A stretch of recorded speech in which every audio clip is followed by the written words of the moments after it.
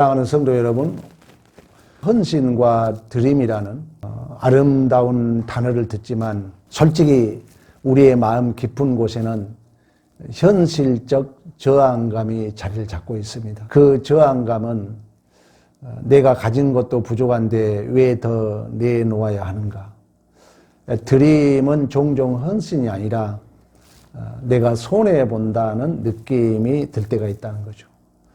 또는 내 형편도 어려운데 남을 도울 여유가 있을까? 우리는 항상 이처럼 남을 돕기 전에 나부터라는 현실적 벽에 부딪힌 경우가 있다는 것입니다. 그러다 보니까 우리의 마음속 현실적 헌신과 드림의 문제는 부담인지 이게 복인지 혼란스러운 의문이 있을 때 있다는 거예요. 오늘 본문은 연보에 관한 내용입니다.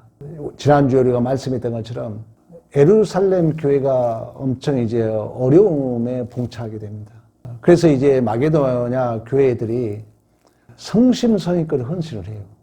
그런데 고린도 교회는 그 마게도냐 교회보다도 더 많이 가지고 있음에도 불구하고 또 먼저 본인들이 하겠다고 자원하고 결단했지만 하지 않는 상태에서 오늘 본문의 내용이 기록되어 있습니다. 그런 의미에서 성경의 가르침은 우리가 드린다는 것은, 우리가 헌신한다는 것은 액수의 문제가 아니라는 거예요. 손해의 문제가 아니라는 것입니다. 예수 그리스도의 은혜에 참여하는 명예롭고 복 있는 기회인 줄로 믿습니다. 그래서 오늘 10절에 이 일을 너희에게 알린다. 이 일은 너희에게 유익합니다. 천국 열쇠를 가진 자로서 내가 누구에게 헌신한다는 것은 그 천국의 복이 나를 통해서 흘러가는 거잖아요. 오병이의 기적에 대해서 얘기했던 것처럼 내가 누구에게 준다는 것은, 내가 누구를 위하여 헌신한다는 것은 어떤 물리적인 내가 물질이 손해인 것 같지만, 내가 물리적인 내가 어떤 마이너스 같지만 엄밀히 말하면 예수 생명을 나누는 거죠. 그런 의미에서 너에게 유익이다. 그리고 헌신과 드림이라는 것은 돈을 잃은 행위가 아니라는 것입니다.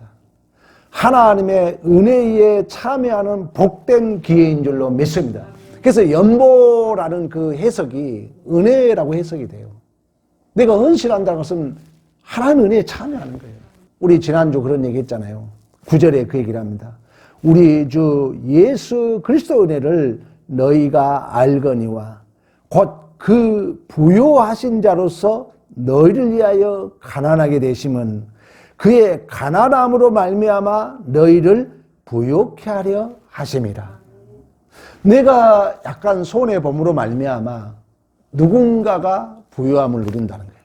근데 이것은 일찍이 우리 예수님이 높고 높은 보좌를 버리시고 자기를 비움으로 말미암아 자기가 가난한 자리에 오심으로 말미암아 우리가 부요케 된 줄로 믿습니다. 그래서 우리가 헌신과 드림이라는 것은 부유하신 하나님의 아들이 우리를 구원하기 위하여 스스로 가난한 자가 되신 구속의 십자가 사건을 닮은 행위로서 영광스러운 유익인 줄로 믿습니다. 얼마나 유익된 일입니까? 내가 그 예수의 닮은 자로서 우리 예수님이 가난한 자리에 오므로 우리가 부유했던 것처럼 또다시 내가 가난한 자가 됨으로 누군가가 부유함을 누리게 된다는 것입니다. 그러므로 우리가 하나님 앞에 드려짐이라는 것은, 헌신이라는 것은 환경과 금액의 문제가 아니라 예수 그리스도의 은혜를 향한 믿음의 반응이라는 거예요. 그러나 고린도 교회는 아까 말씀했던 것처럼 자신들이 헌신과 드림을 실천하겠다고 먼저 이야기를 했어요. 10절 봐봐요. 너희가 1년 전에 행하기를 먼저 시작할 뿐 아니라 너희들이 먼저 원하기도 하였은즉. 그러니까 고린도 교회가 마게도냐 교회보다 더 은사도 많고 돈도 많고 또 경제적으로 어렵지도 않아요. 근데 먼저 약속해놓고 먼저 소원해놓고 계속 미루고 있는 거예요. 그리고 이미 풍성하게 드렸던 그 마게도냐 교회에 비하면은 이 고린도 교회는 경제적 수준이 훨씬 좋았습니다. 그리고 고린도 교회는 다른 지역보다도 얼마나 은사가 많았습니까? 근데 헌신하고 드려짐은 큰 열매가 없는 거예요. 마게도냐 교회보다도 먼저 자원해서 약속하였고 경제적으로 더 풍부하고 다양한 은사는 소유했지만 그들이 못했다는 것은 믿음과 행동이 일치하지 않았다는 거예요. 다시 말하면 믿음이 없었다는 거예요. 그래서 11절에 그 얘기를 합니다. 이제는 하던 일을 성취해라. 너 이제 하겠다는 거 해라. 마음에 원하는 것과 같이 완성해라. 있는 대로 해라. 그러면서 12절에 뭐라고 합니까? 할 마음만 있으면 있는 대로 받으실 터이요. 마음이 있다면 하나님이 받으신다는 것입니다. 그러나 없는 것은 받지 아니한다. 이 말은 뭡니까? 마음과 믿음의 문제라는 것입니다. 초대교회 성령 강림이 임하잖아요. 초대교회는 이제 떡을 때문에 교제하면 유무상통하잖아요. 왜? 천국의 모형이니까. 그때 바나바라는 요셉이라는 사람이 자기 밭을 팔아서 사도들에게 바치잖아요. 그때 아나니아 삽비라도 약속을 하죠. 그런데 결국은 믿음이 없어서 또 악한 성경적 표현은 뭡니까? 사단이. 그래서 뭐라고 하죠? 어찌하여 사탄이 내 마음에 가득하여 성령을 속이고 감추었느냐. 그러니까 하나님과 우리와의 틈을 벌린다 그러잖아요. 우리가 좀만 믿음이 흔들리면 사탄이 탁 들어와요. 그래가지고 하나님과 멀어지게 하고 교회와 멀어지게 하고 목회자와 멀어지게 한다는 거예요. 그래서 우리가 하나님 앞에 헌신과 드림이라는 것은 결코 관계의 문제가 아니라는 거예요. 액수의 문제가 아니라는 것입니다. 금액의 문제가 아니라는 것입니다. 예수 그리스도의 구속에 대한 은혜와 믿음의 문제인 줄로 믿습니다. 내가 예수의 은혜를 안다면, 예수 그리스도의 구속의 은혜를 안다면, 예수께서 친히 가난의 집으로 내가 부유함을 안다면 우리는 또다시 우리가 기꺼이 가난한 자리에, 그 구속의 은혜의 자리에 우리는 축복의 통로로 서게 될 줄로 믿습니다. 그래서 이처럼 예수 그리스도 구속에 대한 은혜와 믿음의 문제로서 오늘 본문의 헌신과 드림이라는 것은 예수 그리스도의 몸을 세우는 구속의 행위라는 거예요. 자, 예수님이 우리를 위하여 비어지심으로, 예수님이 우리를 위하여 가난해지심으로 우리가 부유하게 됐던 것처럼, 이것은 단순하게 물리적인 얘기 아니잖아요. 그 구속의 역사를 말씀하고 있는 것처럼 우리가 또다시 가난해질 수 있다는 것은 내가 드려짐으로, 내가 헌신함으로 누군가 부유함을 느끼고 있다면 이것은 그 그리스도의 몸을 세우는, 교회를 세우는 구속의 행위인 줄로 믿습니다. 또한 그 공동체 교회를 살리는 은혜의 도구인 줄로 믿습니다. 그래서 13절, 이는 다른 사람들은 평안하게 하고 너희를 공고하게 하라는 것이 아니다. 너의 헌신을 통해서 누가 부유하게 된다는 것은 너를 가난하게 하고 다른 사람을 평안하게 하기 위함이 아니다. 균형을 맞추게 합니다. 균등하게 하게 합니다. 왜? 이건 물리적인 걸 얘기하고 있지 않기 때문에. 우리가 하나님 앞에 헌신한다 하면은 우리 모두가, 우리는 한 몸이기 때문에 우리 모두가 예수의 충만으로 채워져 가는 줄로 믿습니다. 그래서 14절에 이제 너희의 넉넉한 것으로 그들의 부족한 것을 보충한 후에 그들의 넉넉한 것으로 너희의 부족한 것을 보충하여 균등하게 하려 합니다. 계속해서 그래요. 균등하게 하려 하십니다. 그러니까 너희가 보충함으로, 너희들이 드려짐으로, 너희들이 헌심으로 누군가가 보충이 되고 또다시 그가 헌신함으로 또 풍성하게 되고 균등하게 하려 합니다. 그러니까 헌신과 드림이라는 것은 계속해서 균등하게 하려 합니다. 이것은 물질적 어떤 평등이 아니라 예수 그리스도의 몸의 연합의 원리를 말씀한 줄로 믿습니다. 자, 내가 헌신되면은 내가 헌신되면 누가 잘 되고 못 되는 게 없다는 거예요. 왜? 우리 교회는 예수의 몸이니까 예수의 몸이 든든히 세워져 간다는 거예요. 그런 차원으로 해석을 한다는 거예요. 나의 손해가 아니라, 물질의 문제가 아니라. 그래서 헌신과 드림이란 광야 만나 원리로 그리스도의 몸을 세우고 공동체를 살리는 구속의 행위인 줄로 믿습니다. 그래서 15절, 기록된 것 같이 많이 거둔 자도 남지 아니하였고 적게 거둔 자도 모자라지 아니하였다. 이것은 출애굽기의 만나를 얘기하고 있잖아요. 만나는 물리적인 떡이라면 많이 거둔 사람이고 적게 거둔 사람의 차이가 있겠죠. 근데 만나는 영적으로만 누구예요? 예수잖아요. 그럼 내가 헌신되면 우리는 똑같이 같이 성장하는 거예요. 누가 손해도 아니고 누가 이익이 아니라는 거예요. 그러나 내가 헌신은 됨으로 전체가 균등하게 예수의 충만으로 채워져 가는 줄로 믿습니다. 그래서 구속사적인 행위라고 얘기하는 거예요, 오늘 본문에. 그 만나가 많이 거두고 적게 거두고의 문제가 아니다. 많이 거뒀다 해서 누가 많이 갖고 적게 갖다 해서 적게 거둔 게 아니다. 왜? 이 만나는 결국 우리의 진정한 만나, 예수를 얘기하고 있기 때문에. 그래서 내가 예수를 위하여 교회 헌신이라는 것은 내가 손해본 것도 아니에요. 그렇다 해서 누군가 막 더 잘 되는 것도 아니에요. 우리 모두가 그러한 서로의 헌신을 통하여 예수의 충만으로 오늘 본문에 균등하게 된다는 거예요. 균등하게. 예수의 충만으로 우리가 모두가 함께 성장되어 가는 줄로 믿습니다. 이것은 단순한 공평한 분배 원리가 아니라 하나님의 언약 백성을 생명으로 보존하시는 은혜 원리, 그런 의미에서 구속의 원리라는 거예요. 결국 우리가 하나님 앞에 드려짐과 헌신은 그리스도의 몸된 교회 안에서 그리스도의 생명을 서로에게 공급하는 구속적 사역인 줄로 믿습니다. 왜? 만나로 말미암아 이스라엘 백성들이 먹었던 것처럼 이제 예수님이 그러잖아요. 너희들이 광야에서 만나를 먹어서 죽었거니와 내가 주는 만나는 영원히 죽지 아니하리라 그러잖아요. 그런 의미에서 내가 드려진다는 것은, 내가 헌신한다는 것은 물론 물질적으로 헌신할 수 있죠. 그러나 성경적 해석은 아니라는 거예요. 내가 구속의 행위에 참여하는 거라는 거예요. 왜? 그걸 아까 얘기했잖아요. 예수께서 가난해짐을 우리가 부유했던 것처럼 내가 또 가난해지면 누군가 부유해진다. 이것은 십자가 구속사를 얘기하고 있잖아요.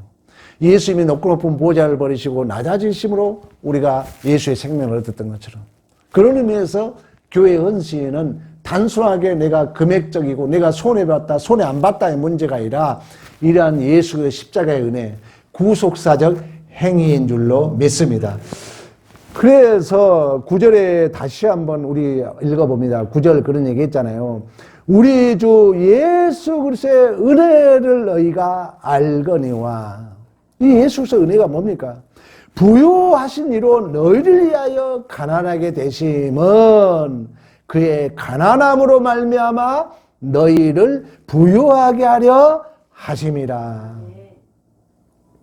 그러니까 예수 그리스도께서 모든 것을 가지셨지만 우리를 위하여 가난하게 되셨다는 거예요.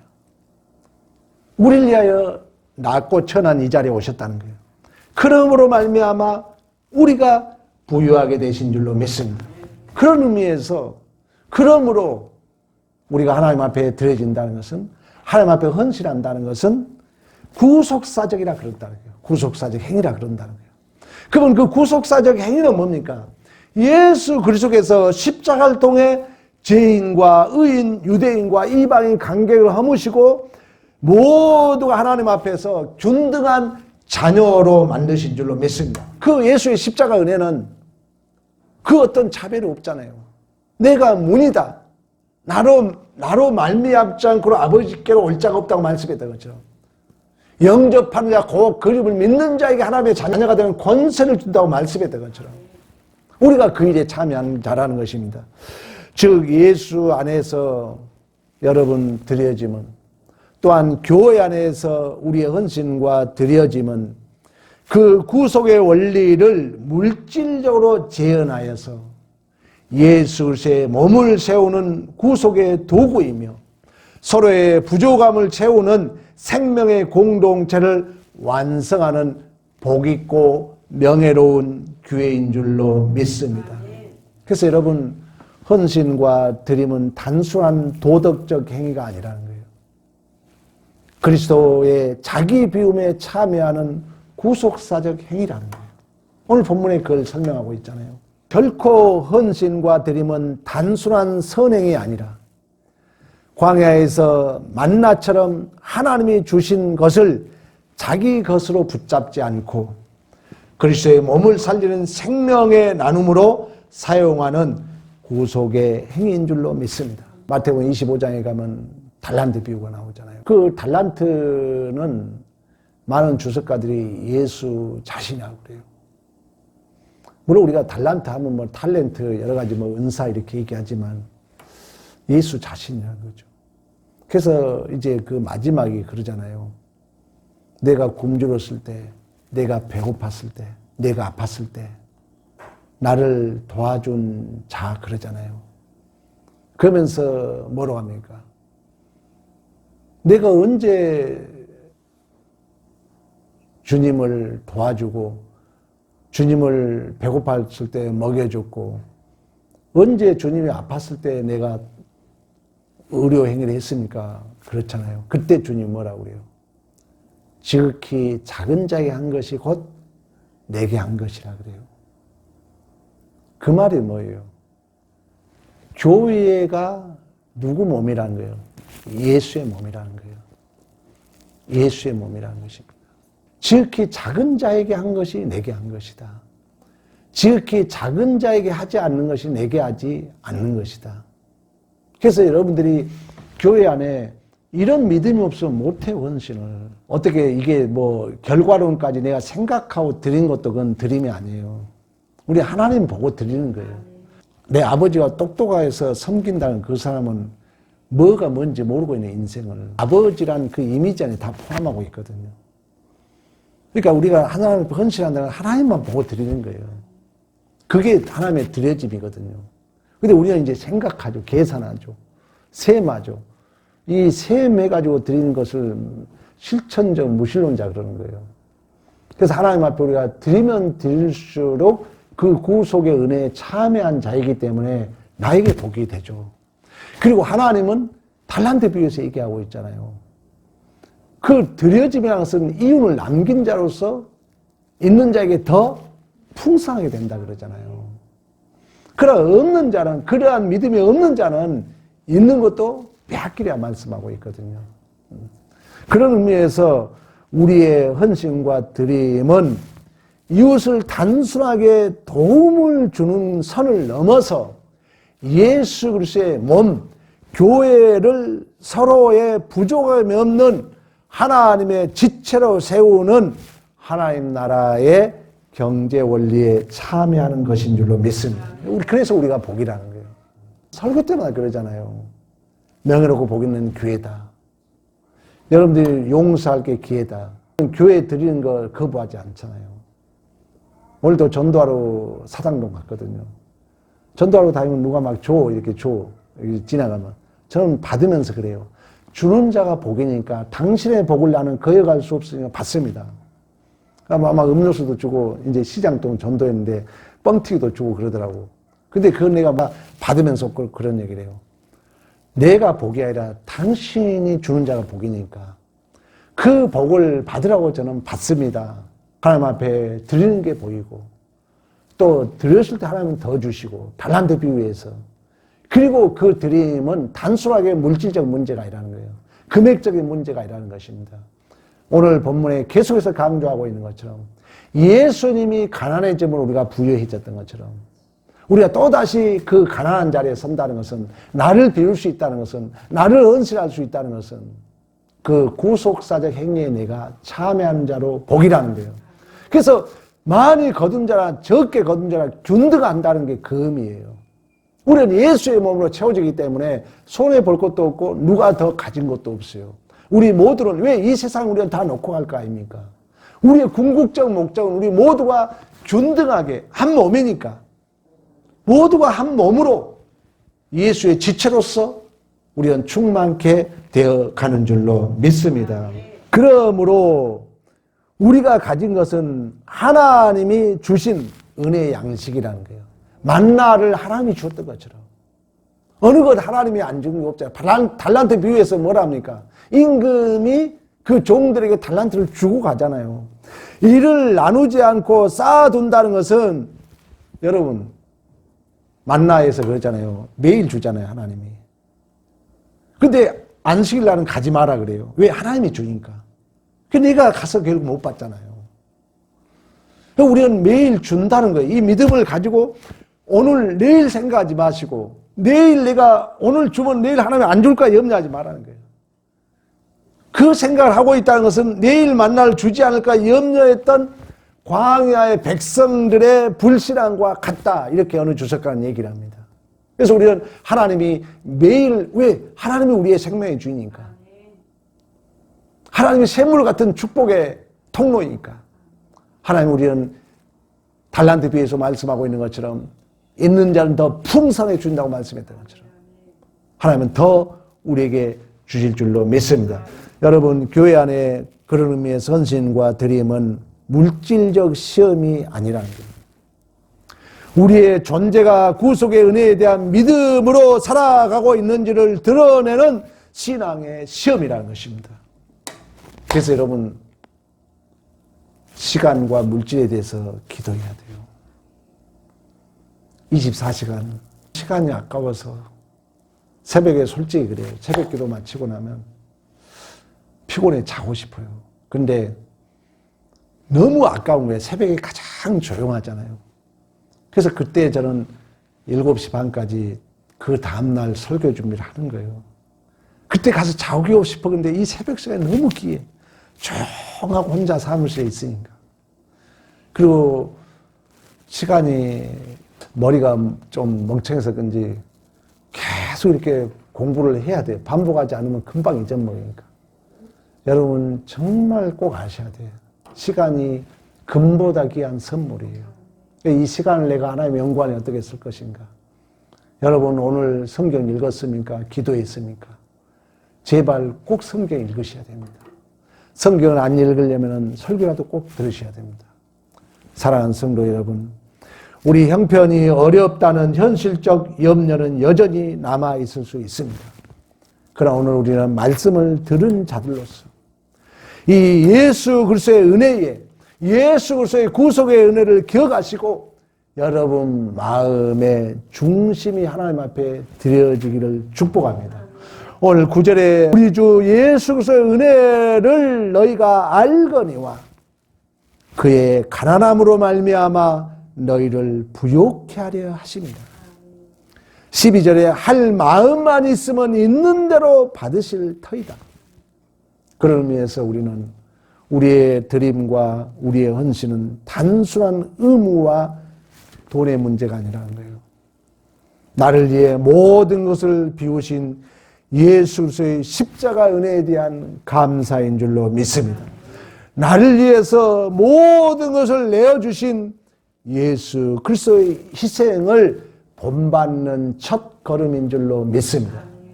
그래서 우리 드릴 때마다 그러잖아요. 뭐라 했어요? 하나님이 이렇게 주셨습니다. 하나님이 이렇게 하셨습니다. 여러분 청소할 때마다, 헌금할 때마다 왜? 하나님은 우리의 의도를 보니까 기도하셔야 돼요.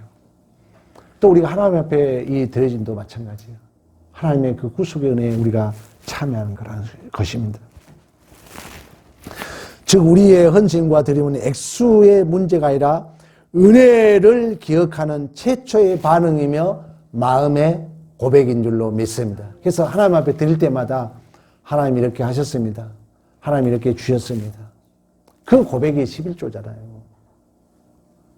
그러니까 11조를 꼭 해야 돼요. 하나님이 주셨다는 고백이니까. 전부 하나님의 것인데는 10분의 1을 그 고백으로 드리는 거예요. 대표성 원리로. 우리가 드려짐이 그렇다는 거예요. 우리의 헌신이 그렇다는 거예요. 여러분 있는 대로 행하여 구속의 믿음의 완성을 성취하기를 축복합니다. 11절에 그런 얘기를 했죠. 이제는 하던 일을 성취해라. 고린도 교회여 너희들이 약속한 거, 너희들이 먼저 소원했던 거 이루어라. 마음에 원하던 것과 같이 완성해라. 있는 대로 해라. 즉 구속의 역사는 실천으로 완성돼요. 그래서 믿음과 행함은 하나라고 그래요. 우리 청년 때 그런 논쟁 많이 했잖아요. 로마서는 믿음을 강조해요. 야고보서는 행위를 강조해요. 그걸 우리는 따로 생각했어요. 근데 우리가 이제 나이 먹으니까 하나잖아요. 믿음을 뒤집으면 행함이고 행함을 뒤집으면 믿음이에요. 이 믿음은 행함으로 완성되는 줄로 믿습니다. 고린도 교회가 원하였지만 성취하지 않았지만 오늘 내 형편에 있는 대로 그리스도의 은혜에 순종함으로써 하나님이 받으시는 진정한 믿음의 고백을 들으시기를 축복합니다. 완전주의에 빠지 마시고 있는 대로 하나님께 드리는 거예요. 있을 때 헌신하는 거예요, 우리가. 만나의 원리 균등의 은혜에 참여하여 그리스도의 몸을 세우시기를 축복합니다. 아까 얘기했잖아요. 만나. 이 만나는 물리적 만나라면은 많고 적음의 차별이 있죠. 그래, 이 만나는 예수 그리스도의 자신을 얘기하고 있다는 거예요. 그럼 내가 헌신한다고 내가 드려짐이라는 것은 아까 얘기했잖아요. 예수님이 가난함으로 우리가 부여되었던 것처럼 우리가 또다시 가난한 자리에 앉음으로 부유하게 된다는 거예요. 근데 그것은 균등을 이룬다는 것은 예수의 몸을 세운다는 거예요. 그런 의미에서 헌신과 드려짐은 구속사적 행위다 이런 얘기를 하는 거예요. 단순하게 내가 물질적 드림이 아니라는 거예요. 이 구속 행위에 참여한 거라는 거죠. 그래서 얘기하잖아요. 예수가 은혜를 알기를 원한다. 예수가 가난해짐으로 너희가 부유하게 되었던 것처럼 너희가 또다시 가난해짐으로 부유케 하게 하려 합니다. 그러면서 결론은 뭐예요? 균등하게 하려 하십니다. 그럼 이게 물리적이라면 균등해질 수가 없는 거잖아요. 그러면서 출애굽기 만나를 비유하고 있다는 거예요.